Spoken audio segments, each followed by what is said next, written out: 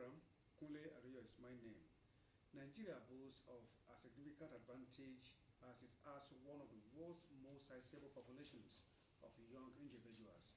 Among a population of over 200 million, 70% are under 30, bringing the population's median age to 18.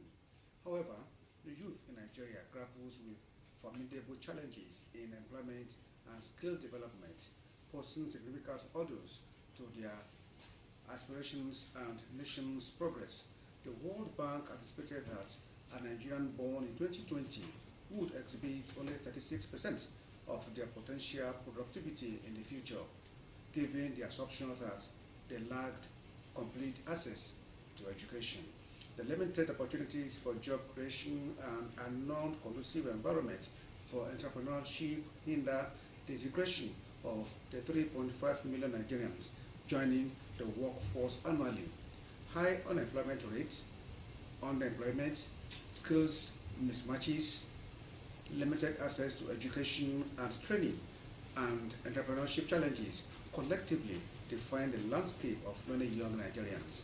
However, Ondo State, being an integral part of the country, is on the path of changing the narrative. So this morning we're taking a look at the state government, how the state government is actually driving economic growth through youth employment. My guest is already here. Let's take a break now. When we'll come back with the ground on a place to stay with us.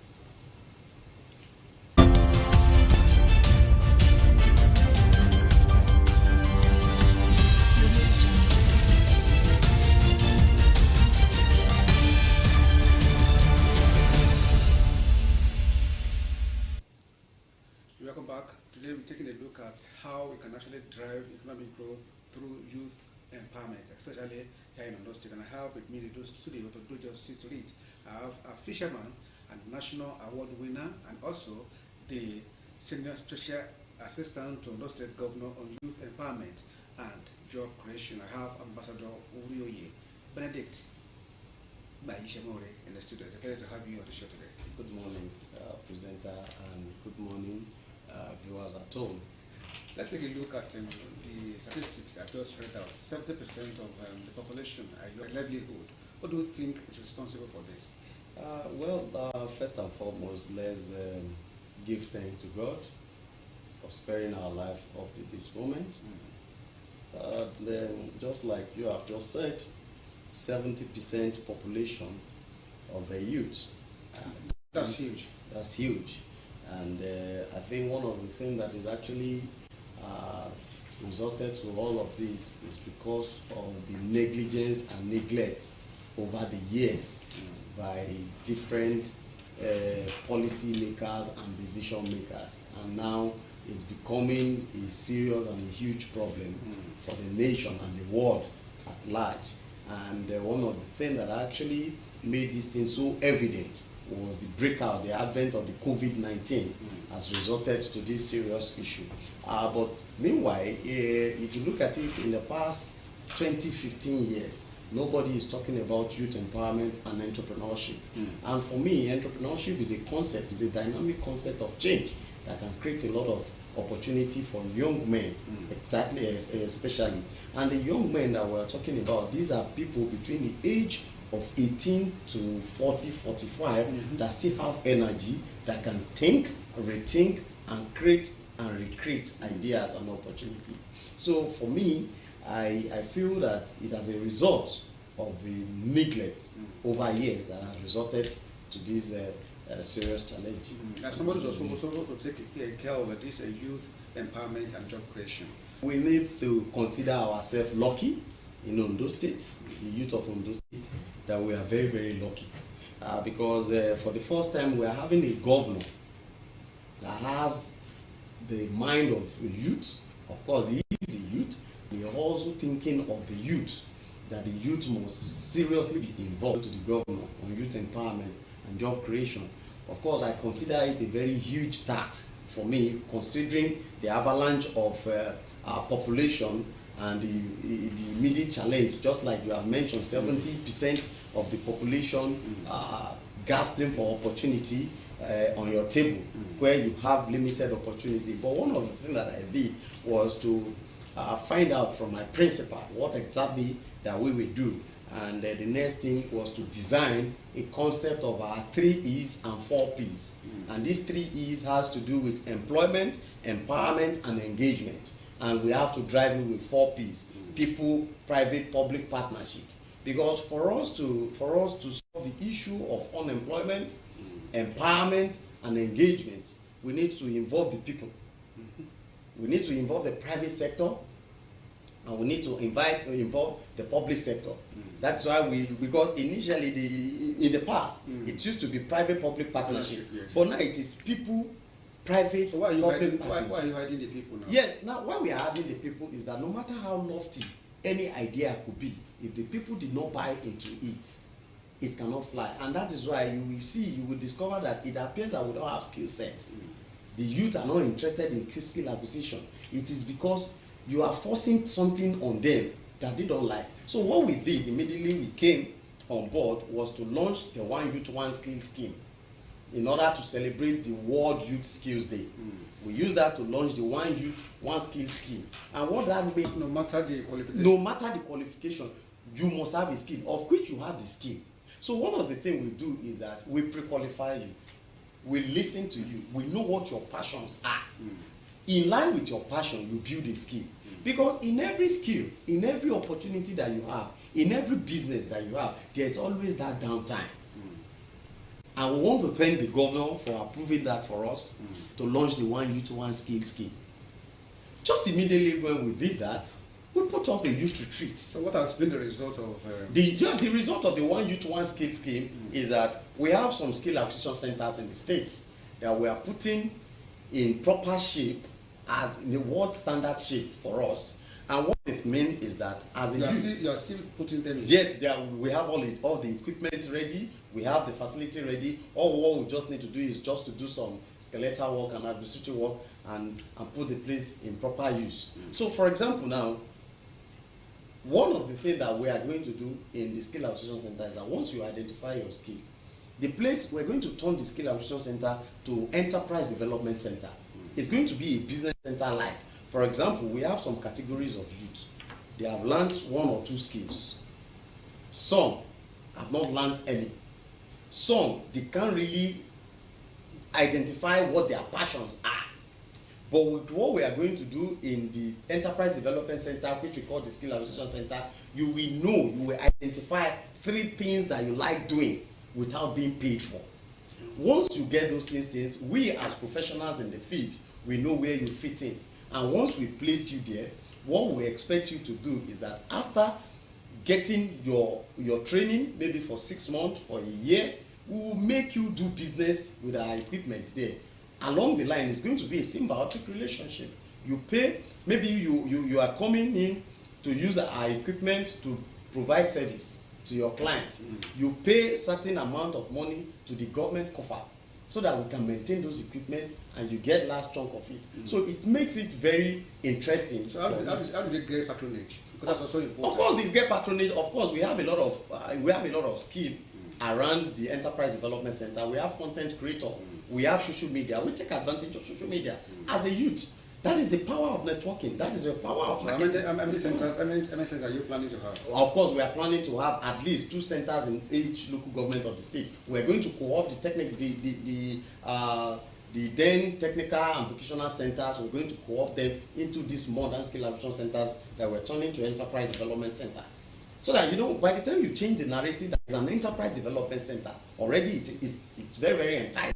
That okay, it's an enterprise development center, a place where you meet, you have a studio, music studio, those that will be doing filmmaking, a restaurant, computer center, ICT, cinematography. Just mention all the skills that you're thinking of.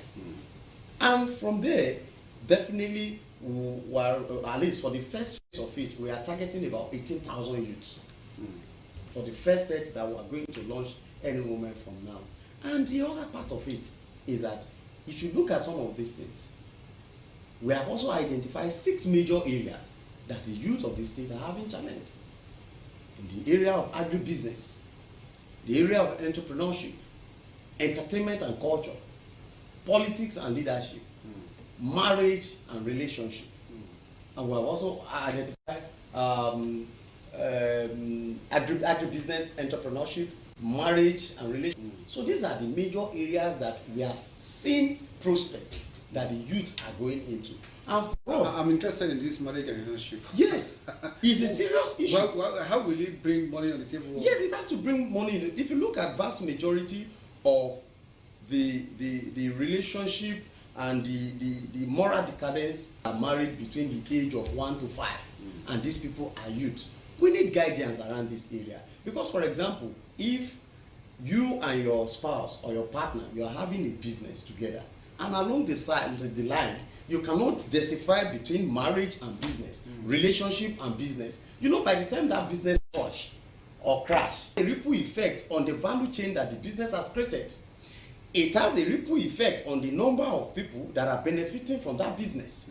So that area is a sensitive area, a key area that we need resource persons, successful people who has gone through this line to come and pull the youth through. And these are some of the things that was actually identified and discussed during the last youth retreat held in Ondo State. That is the first time in the history of Ondo State that the youth of Ondo State will gather for 3 days, brainstorm, connect, bond, and fashion out the way out to get out of this unemployment. So what has been the feedback from that youth? Of course, the feedback from some of the youth retreat, the feedback, of course, it's a mixed feeling for us, because that's the first time and the program was actually planned within a shortest period of time. And some of the feedback was that, one, about 20 youths benefited by pitching their business, 500,000 naira grant, though not yet disbursed, because it's a process. The disbursement is a process, because we identified that 80% of young men in Ondo State that are doing business are not registered with Corporate Affairs Commission. And for you to get more opportunity and for you to get more patronage from government and support, you need to be identified with government agency, which is Corporate Affairs Commission. And already the process is ongoing, and we already identify and we already put them into our cohort, business cohort in Ondo State, under the office of the Senior Social Assistant to the Governor on Youth Empowerment and Job Creation. It's a process, and they are all enjoying the process. In no distance time, they will get disbursed, and not just getting disbursed, they will be monitored. I was about to ask. They will be monitored, and because some of the challenge somebody like me faced when I started my business, I can say it anyway. I started my business with just 30,000 naira, and by the special grace of God, I was learning through YouTube and other material online. But today, because I have passed through the road, the people that are coming will still come to your personal life, because I know you read physics education. Yes. And today you are an entrepreneur. Yes. But let's take a look at the young ones in Ondo State. You say that they are favorably disposed to all these ideas. You see, that is the essence of the youth retreat. The youth retreat has opened the eyes of over 2,000 youth in Ondo State that indeed I can do better, I can be more. In fact, during the youth retreat, the program was for 3 days. After the 3rd day, the people, some of the youth don't want to leave. They want to keep enjoying the ambience and the opportunity, exchange of ideas and exchange of knowledge, because virtually all our resource persons all over the country were there. The likes of Afolabi Imokwede, the likes of Professor Odedina, the former provost school of Agric, former commissioner for Agric, they were all there. The likes of Sheilo, the likes of Jibayo Adeyeye, and the like. They were there dishing out ideas, practical knowledge that you can feel, you can see. How soon do we see these young ones translating the ideas to reality? Of course, we are already seeing it. We have about 2 or 3 of them already that started something that is huge, but we won't let the cat out of the bag. That's going to be part of our success story in the next edition. And one of the beautiful, the youth of the state actually made a request, 2 requests from Mr. Governor as part of the breakout from the youth retreat. They requested for a youth policy document that will guide government in tailoring development towards the youth of the state, and it was expressly approved by the governor. The youth of the state also requested for a frequent engagement with Mr. Governor, which Mr. Governor approved immediately. And in the last 10 months, you will agree with me that the sector, the group that the governor of Ondo State has engaged more is the youth of Ondo State. And we want to give it to the governor for that. And that is why we keep saying that the youth of Ondo State, we are very, very lucky. And we'll continue to be lucky. By November 16, we're going to reciprocate that kind gesture to Mr. Governor again. Well, let's look at funding. Because I know there's no how lofty the ideas might be. There's no how beautiful the ideas might also look like. If you do not have funds to support the idea, then it might not see the light of the day. So how are you supporting the youth? Yes, of course. You see, the issue of funding in our survey, we're just we're just 3 months and a few weeks in office. And one of the things we did was to identify our area of challenge. And we discovered that funding may be I asked you because you also know, I know that you know that yes. Business finance is also key and very important. Yes. Yeah. So we identified that funding is going to be some challenge. And that is why we look at it that if we run on PPPP, people private public partnership, it will be of help. And today I will want to tell you that we have some development partners that are coming to Ondo State to support youth-based idea, youth-based enterprise. And these people are not coming to joke. They are indigenous of Ondo State that are doing well in their different choosing careers, and they are looking at giving back home to the younger generation. That is one aspect of it. Secondly, the government of Ondo State is also doing their best in making sure that the 2025 budget is going to do a lot to capture some of this support for youth-based enterprise and youth development. So for us, we believe that by the special grace of God, we may have little or no funding issue when it comes to footing and executing some of these lofty ideas, because idea rules the world, and these ideas are embedded and reside with the youth of Ondo State. And are they actually generating the ideas? Of course, they are generating a lot of ideas, a lot. In the next couple of months, you will start seeing success stories everywhere about what the youth of Ondo State are capable of doing. And by the special grace of God, I know that the government of Ondo State is 100% in support of youth development in the state. I also want some of those people that are also watching this program to learn from you. You read Fixes Education.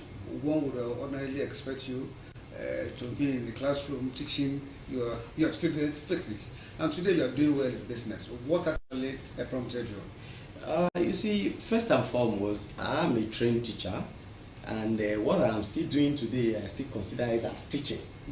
Because we are not teaching Fixes. Yes, we have different method of teaching. We have lecturing method, we have playway method, we have teaching method, and this could be considered as one of them. Because teaching itself has to do with passion. It has to do with passion, because if you consider what teachers are being paid today, it is not the money that is driving them, but it is the passion they have for those children that they are teaching. That is what is driving them. So today, what me I am after is to see, after a few months or few years in office, by God's grace, if God says we are coming back after November 16, if we are here, after 4 years, we want to see thousands of business clusters that we have equipped, we have developed, that we can now become colleagues, that we can do things together. So for me, one of the things that actually propelled me to go into business is that I have been an enterprising person from my younger age. With my mom, I used to go to the market to hawk, to do things, and I like counting money. And I told my mom that when I grow up, I want to be calling everybody to be bringing money for me. And I said, when I finished from the university, I told my dad that I'm not going to look for a job, that I want to go back to the fishing business that he taught me. And my dad thought I was joking. And when the opportunity came, after serving NYSC 2010, 2011, I served in Imo State. And I decided to go back to my village in Ilaje. I started doing fishing, but the only thing I did different was to add value to the fishing business. And that education actually assisted? Of course, that education assisted me a lot, and I started packaging the crayfish. Unfortunately for me, it was the time that the federal government of Nigeria launched the social investment program, the Empower program, and the MSME program. When the vice president of Nigeria came for the MSME clinic, I went there to exhibit my product, my crayfish and my fish. And fortune smiled, and I was picked as one of the best exhibitors for that project, and They gave me a supply to supply about 129,000 puppies, all the primary schools in Ondo State, crayfish.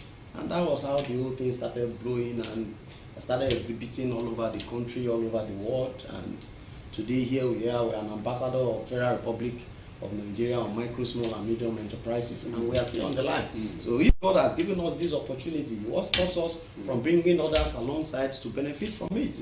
It will be human, it will not be to the glory of God if I cannot develop at least 1,000, 2,000 business enterprises in Ondo State.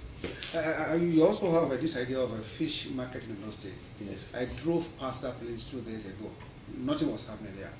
Okay. What's responsible? Yes, thank you very much. I think, I don't know the day that you drove past there, but I want to assure you that if you have gone there on Saturday, you will have seen activities going there, because in the fish market, we have special days. Yes, special days. The special day for the fish market is usually on Saturday, and on Saturday is when for every other day, but we have considered it because of the demand for fish and protein source, especially the trade by barter concept that we introduced to that place, that we're going to look at it. The management, they are looking at it, because for me now, I'm not really involved because of my new assignment, and the management team, I have invited them to come and give me an update and a review of the place. Probably I will have to run it on the whole 7 days in a week, so that it can be properly run. But I can assure you, as at today, I'm still aware that they still sent about 1 ton of prawns to Abuja and the northern part of the country. So it means that the demand is high. In that market, you also expect those in the business of fish to bring there. Yes. They are expected to bring it there. They are expected to bring it there. Are they actually bringing? They are bringing it. For example, now the Catfish Farmers Association, especially within the other axis, I know they do come, do me some meetings, and they get they bring fish products there and they sell immediately. And the uniqueness in the fish market there is that, one, you are sure of the quality and the originality of what they are bringing for you, especially the seafood that is coming from Elaje. And one of the things that propelled the idea of the seafood was I was at home, and my wife was telling me that she has to go to the market to buy fish, and when she came back with this one brand of fish for 7,000 naira, I was amazed. What's the meaning of this? She now told me what is actually happening in the fish market, the fishing industry, and I said, no, I need to bring the sea close to the city, and that was the idea why we brought the fish market. So the people can now get the fish cheaper there? Cheaper there, yes, by the special grace of God. They get it cheaper, and you are sure of the quality of what you are taking in the fish market. Though I'm not trying to advertise for them, because they have to pay me, because I'm not part of them for now.